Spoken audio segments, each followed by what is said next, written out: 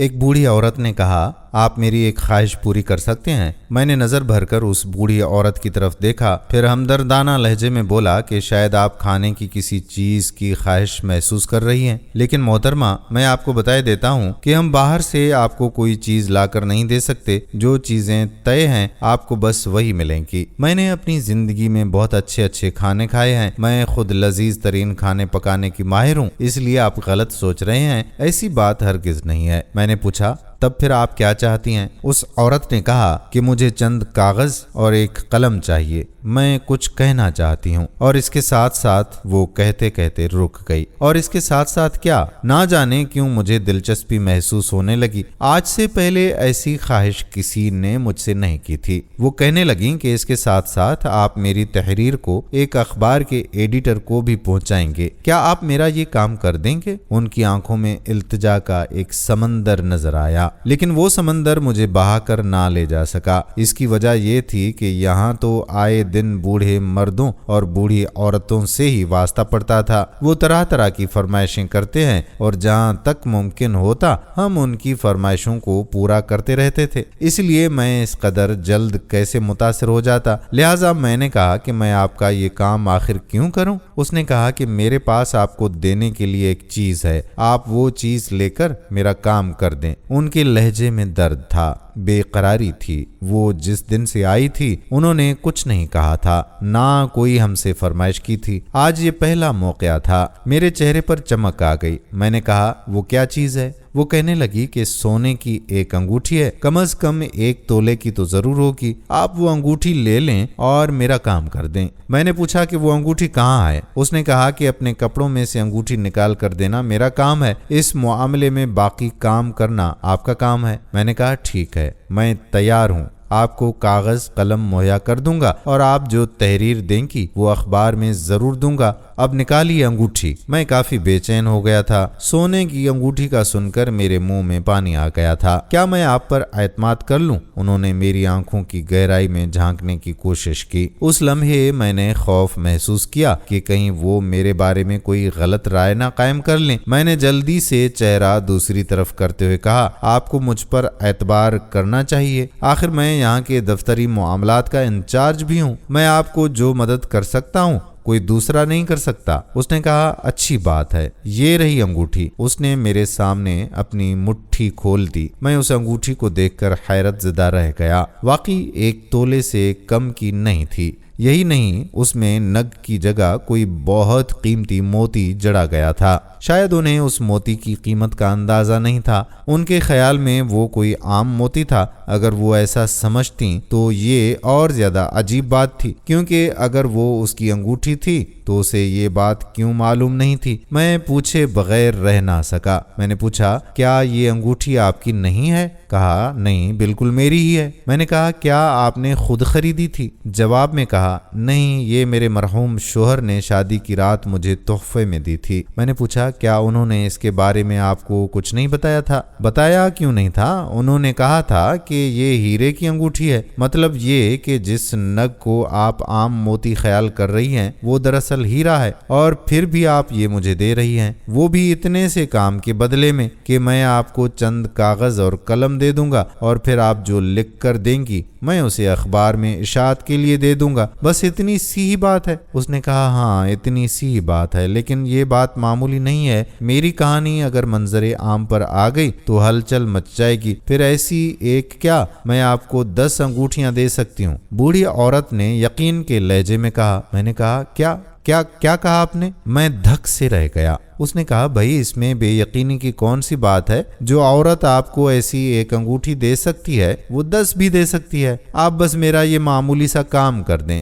میرے اس کام کے بدلے میں شاید ادارے والے آپ کو ملازمت سے نکال دیں، لیکن جب آپ کو 10 انگوٹھیاں مل جائیں تو آپ ایسا ذاتی ادارہ قائم کرنے کے قابل ہو جائیں گے۔ کیا خیال ہے؟ میں نے کہا، میں آپ کا کام کر دوں گا، جو ہوگا دیکھا جائے گا، فی الحال آپ یہ انگوٹھی تو مجھے دے ہی رہی ہیں نا؟ اس نے کہا، ہاں بالکل، لیکن پہلے کاغذ اور قلم مجھے لا دیں۔ میں نے کہا وہ تھوڑی دیر میں آپ کو مل جائیں گے، فکر نہ کریں، اور اس میں رازداری شرط ہے۔ ٹھیک ہے، یہ معاملہ میرے اور آپ کے درمیان رہے گا۔ وہ کہنے لگی اچھا تو پھر میں اپنے کمرے میں چلتی ہوں، آپ کاغذ اور قلم وہیں لے آئیے گا۔ اس نے انگوٹھی کو پھر اپنی مٹھی میں جکڑتے ہوئے کہا۔ میں نے سر ہلایا۔ اس کے جاتے ہی میں عمارت سے باہر نکلا اور ایک اسٹیشنری کی دکان سے بہت سے کاغذ اور 2 قلم خرید لایا۔ اب میرا رخ اس کے کمرے کی طرف تھا۔ کمرے کا دروازہ کھلا ہوا تھا اور میز کے سامنے وہ کرسی پر بیٹھی ہوئی تھی۔ مجھے دیکھتے ہی اس کے چہرے پر رونق آ گئی۔ میں نے کاغذ اور قلم میز پر رکھ دیے۔ میں بے تابانہ انداز میں بولا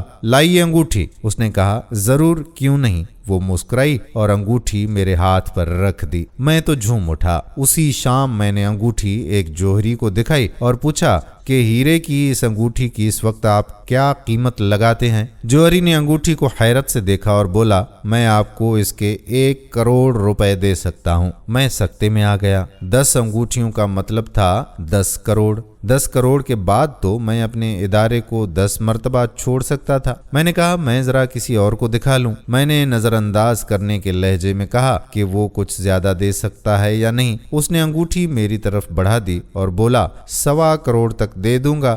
بس آپ بے شک جتنے لوگوں کو چاہیں دکھا لیں، لیکن خیال رہے کہ جیب کترے نہ آپ کے پیچھے لگ جائیں۔ میں نے کہا آپ فکر نہ کریں، میں محکمہ پولیس میں ملازمت کر چکا ہوں، اب بھی میرے کئی افسروں سے تعلقات ہیں۔ یہ کہہ کر میں مسکرایا اور وہاں سے چلا آیا۔ ویسے اس بات کا حقیقت سے کوئی تعلق نہیں تھا، ایسے جھوٹ بولنا میرا بائیں ہاتھ کا کھیل تھا۔ اب مارے حیرت کے میرا برا حال تھا۔ میں سوچ رہا تھا کہ یہ بوڑھی عورت آخر کیا چیز ہے جس کے پاس 1 کروڑ سے زیادہ قیمتی ایک انگوٹھی موجود ہے اور وہ مجھے ایسی 10 انگوٹھیاں دینے کی بات کرتی ہے۔ میں اس کی بات کو گپ کیسے خیال کر لیتا جبکہ اس انگوٹھی کی قیمت معلوم ہو چکی تھی۔ اب مجھے بےتابی سے انتظار تھا تو صرف اس بات کا تھا کہ وہ کب اپنی تحریر مکمل کریں اور کب میں اس کو اخبار کے دفتر میں دے کر آؤں۔ مجھے 2 دن انتظار کی کیفیت میں رہنا پڑا۔ آخر تیسرے دن وہ میرے پاس آئی اور رازدارانہ انداز میں بلا کر اپنے کمرے میں لے گئی۔ کہنے لگی کہ مجھے جو لکھنا تھا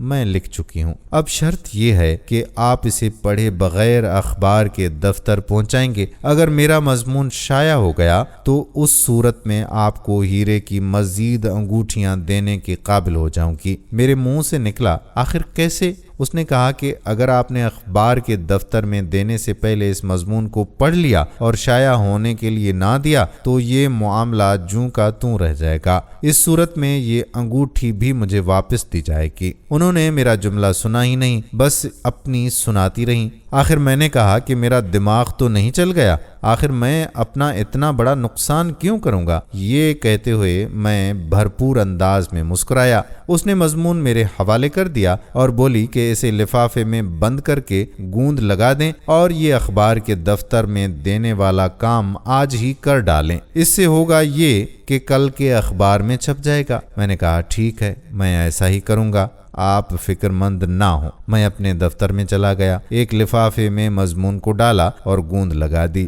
شام کے 5 بجے جب میری جگہ میرے ساتھی نے لے لی تو میں اپنے گھر آ گیا۔ اب مجھے لگا کہ جیسے قدرت مجھ پر بہت مہربان ہو۔ آخر اس بیوقوف بڑی بی نے یہ کیسے سوچا کہ میں پڑھے بغیر کہانی اخبار کے دفتر کو دے دوں گا۔ گھر آ کر میں نے مضمون پڑھا تو میرے رونگٹے کھڑے ہو گئے۔ اس وقت مجھے ساری حقیقت معلوم ہوئی۔ میں بہت دیر تک سوچتا رہا۔ میرے سامنے اب 2 راستے تھے، ایک تو وہی جو بڑی بی نے بتایا تھا، دوسرا راستہ ایک اور تھا۔ اس پر عمل کرنے کی صورت میں بہت زیادہ دولت مند بن سکتا تھا، لیکن معاملہ اس کے الٹ بھی ہو سکتا تھا اور مجھے اپنی جان کے لالے بھی پڑ سکتے تھے۔ بے خطر راستہ پہلا تھا اور میں بے وقوف نہیں تھا کہ پر خطر راستہ اختیار کرتا۔ میں بازار گیا، وہاں سے اس مضمون کی فوٹو کاپی نکلوائی، اس کاپی کو گھر میں رکھا اور اخبار کے دفتر پہنچ گیا۔ بڑی بی نے باقاعدہ اس کے ایڈیٹر کا نام تک بتا دیا تھا۔ ایڈیٹر کا نام عبدالجبار تھا۔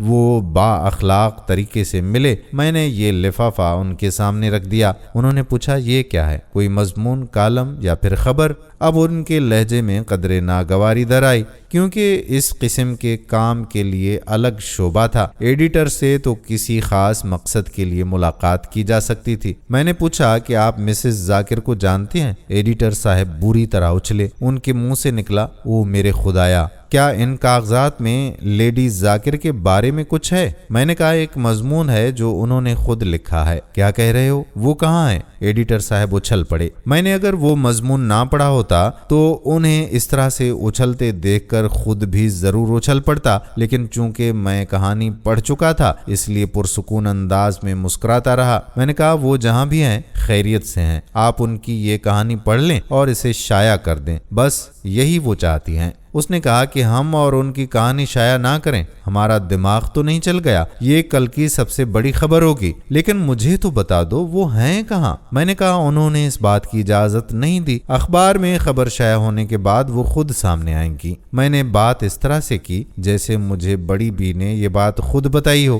حالانکہ اس نے تو مجھے کچھ بھی نہیں کہا تھا۔ اچھا تو آپ اپنا فون نمبر تو دے دیں۔ میں نے کہا ٹھیک ہے۔ میں نے فون نمبر بتا دیا اور وہاں سے چلا آیا۔ واپس آ کر میں نے بڑی بی کو بتا دیا کہ اس کی ہدایت کے مطابق کام ہو گیا ہے۔ یہ سن کر ان کے چہرے پر اطمینان پھیل گیا۔ دوسرے دن اس اخبار کے پہلے صفحے پر سب سے بڑی سرخی یوں تھی، لیڈی ذاکر کی کہانی خود ان کی زبانی۔ اس سرخی کے بعد وہ کہانی درج تھی جو مضمون کی صورت میں ایڈیٹر صاحب کو دے آیا تھا۔ لیڈی ذاکر کی کہانی کچھ یوں تھی۔ میں اپنی کہانی آج خود آپ کو سنا رہی ہوں۔ مجھے امید ہے کہ روزنامہ کے ایڈیٹر صاحب میری اس کہانی کو ضرور شائع کریں گے۔ اخبارات کی دنیا میں اگر کوئی شخص مجھے پسند رہا ہے تو وہ یہی ایڈیٹر صاحب ہیں، اس لیے میں نے اپنی کہانی سنانے کے لیے اس اخبار کو منتخب کیا ہے۔ 4 سال سے میرے یعنی لیڈی ذاکر کے بارے میں کسی کو کوئی پتہ نہیں چل رہا ہوگا کہ وہ کہاں ہے۔ میرے گھر کے افراد نے 4 سال پہلے میری گمشدگی کی رپورٹ درج کروائی ہوگی اور انہوں نے دنیا کو دکھانے کے لیے اخبارات میں اشتہارات بھی دیے ہوں گے۔ میرے بارے میں بتانے والے کے لیے بہت بڑے انعامات کے اعلان کیے ہوں گے، لیکن سچ یہ ہے کہ میرے گھر کے سبھی افراد ہی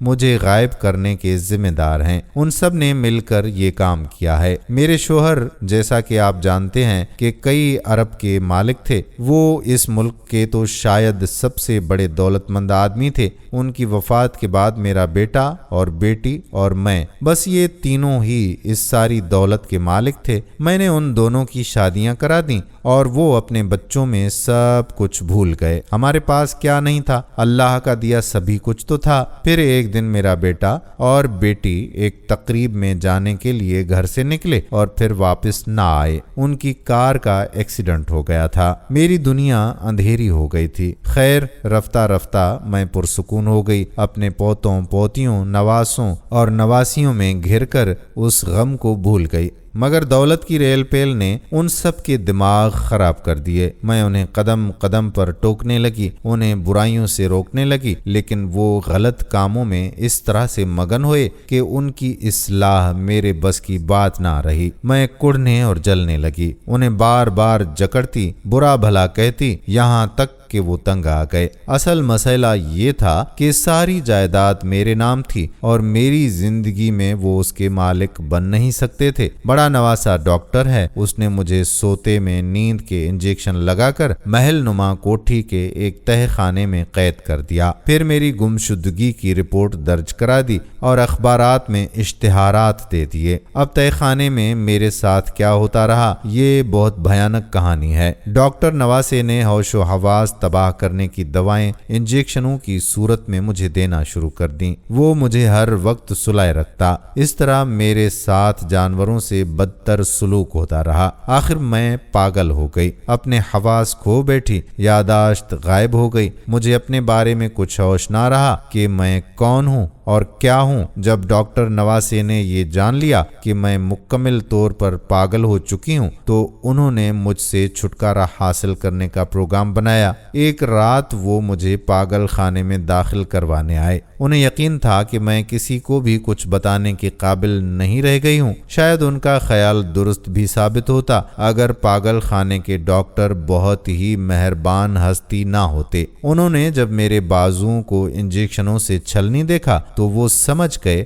کہ میں پاگل ہوئی نہیں بلکہ پاگل بنا دی گئی ہوں۔ انہوں نے میرا علاج شروع کیا، جو دوائیں مجھے دی گئی تھیں ان کے بارے میں اندازہ لگا لیا، پھر ان کے اثرات کو دور کرنے والی دوائیں مجھے استعمال کرائیں۔ نواسے نے مجھے پاگل بنانے میں 2 سال صرف کیے تھے۔ اس طرح مہربان ڈاکٹر صاحب کو مجھے صحت مند حالت میں لانے میں بھی 2 سال لگے۔ اس سے پہلے کہ وہ مجھے پاگل خانے سے باہر لا کر دنیا کے سامنے پیش کر دیتے، اچانک ان کا ہارٹ فیل ہو گیا۔ پاگل خانے میں یہ خبر سن کر پاگل اس قدر روئے کہ کیا کوئی سگا رشتہ دار اپنے مرنے والوں پر رویا ہوگا۔ اب میرے لیے یہ نیا مسئلہ تھا کہ پاگل خانے سے باہر کیسے نکلوں۔ باہر نکل کر اپنے گھر چلی جاتی تو نواسے پوتے مجھے پھر تہہ خانے میں بند کر دیتے۔ میں نے اپنے گھر میں اخبار لگوایا ہوا تھا۔ اس اخبار کے ایڈیٹر میرے پاس اخبار کی مالی امداد کے سلسلے میں آتے رہتے تھے۔ وہ مجھے بہت اچھے اور ایماندار لگے تھے، سو اس موقع پر مجھے وہ یاد آئے۔ ڈاکٹر صاحب زندہ ہوتے تو مجھے کچھ بھی نہ کرنا پڑتا۔ اب میں نے جائزہ لیا، غور کیا اور آخر کلرک سے بات کی۔ میرے پاس ایک انگوٹھی موجود تھی۔ مجھے پاگل بنانے والوں کو دھیان اس انگوٹھی کی طرف نہیں گیا تھا، یا پھر انہوں نے اسے عام انگوٹھی خیال کیا ہوگا، سوچا ہوگا کہ انگوٹھی نکال کر کیا کریں گے۔ پاگل خانے میں بھی انگوٹھی کی طرف کسی نے دھیان نہ دیا، لیکن میں انگوٹھی کے بارے میں جانتی تھی، اس لیے کلرک کو وہ انگوٹھی دے کر کام نکالا اور اس طرح اپنی کہانی آپ تک پہنچانے میں کامیاب ہوئی ہوں۔ یہ تھی لیڈی ذاکر کی کہانی۔ جو ہی یہ کہانی شہر میں پھیلی، پولیس نے ان کی کوٹھی کو گھیر لیا، ان کے پوتے پوتیوں، نواسوں اور نواسیوں کو بھی گرفتار کر لیا۔ پھر پولیس ہی لیڈی ذاکر کو پاگل خانے سے نکال کر کوٹھی تک لائی۔ کوٹھی پر ملنے والوں کا ہجوم ہو گیا۔ اس طرح سے لیڈی ذاکر 2 دن تک بری طرح مصروف رہیں۔ اس کے بعد انہوں نے پولیس سے رابطہ کیا اور تحریری بیان جمع کروایا۔ انہوں نے اپنے بیان میں لکھا تھا کہ وہ اپنے گھر کے تمام پوتوں اور نواسوں اور سب کو معاف کرتی ہے، ان کے خلاف کوئی پولیس کارروائی نہیں چاہتی۔ اس بیان کے بعد ان سب کو رہا کر دیا گیا، تاہم لیڈی ذاکر نے انہیں اپنی تمام جائیداد سے محروم کر دیا۔ انہوں نے اعلان کیا کہ وہ اپنی دولت دکھی انسانیت پر صرف کریں گی، ہسپتال بنوائیں گی اور دوسرے فلاحی ادارے قائم کریں گی۔ اخبارات نے ان خبروں کو خوب زور شور سے شائع کیا۔ تیسرے دن میں ان سے ملنے جا پہنچا۔ ملازم نے انہیں میرے بارے میں بتایا۔ انہوں نے مجھے اندر بلا لیا، بہت گرم جوشی سے استقبال کر کے کہا کہ مجھے آپ کا انتظار تھا، آپ بیٹھیں، میں ابھی آتی ہوں۔ یہ کہہ کر وہ ڈرائنگ روم سے نکل گئیں۔ واپس آئیں تو ان کے ہاتھ میں ہیرے کی 10 انگوٹھیاں تھیں۔ آپ نے زحمت کی؟ میں نے ان انگوٹھیوں کی طرف دیکھتے ہوئے کہا کہ آپ نے زحمت کی؟ زحمت کیا مطلب؟ بھائی یہ میرا آپ سے وعدہ تھا۔ میں نے کہا کہ میں یہ انگوٹھیاں لینے نہیں بلکہ پہلی انگوٹھی بھی آپ کو واپس دینے کے لیے آیا ہوں۔ کیا؟ مارے حیرت کے ان کے منہ سے نکلا۔ میں نے کہا ہاں، میں نہیں چاہتا کہ میرے ساتھ بھی وہی ہو جو آپ کے ساتھ ہوا۔ پاگل خانے کے انچارج نے مجھے ملازمت سے فارغ نہیں کیا بلکہ انہوں نے تو مجھے ترقی دے کر اسسٹنٹ مینیجر بنا دیا ہے۔ میرے لیے یہی بہت ہے۔ آپ کی انگوٹھیاں آپ کو مبارک ہوں۔ یہ کہتے ہوئے میں اٹھ کھڑا ہوا۔ رخصت ہونے سے پہلے میں نے ان کے چہرے پر بہت دلکش مسکراہٹ دیکھی۔ یہ مسکراہٹ میری بات سن کر ان کے چہرے پر ابھری تھی، گویا انہیں میرا فیصلہ بہت پسند آیا تھا۔ دوستو، امید کرتے ہیں کہ یہ کہانی آپ کو ضرور پسند آئی ہوگی۔ یہ ایک حقیقی کہانی ہے لیکن اس میں موجود ناموں کا حقیقت سے کوئی تعلق نہیں ہے۔ امید کرتے ہیں کہ یہ ویڈیو آپ شیئر ضرور کریں گے۔ آنے والی ویڈیو تک اپنے میزبان قادر بخش کلہوڑو کو اجازت دیجیے۔ اللہ حافظ۔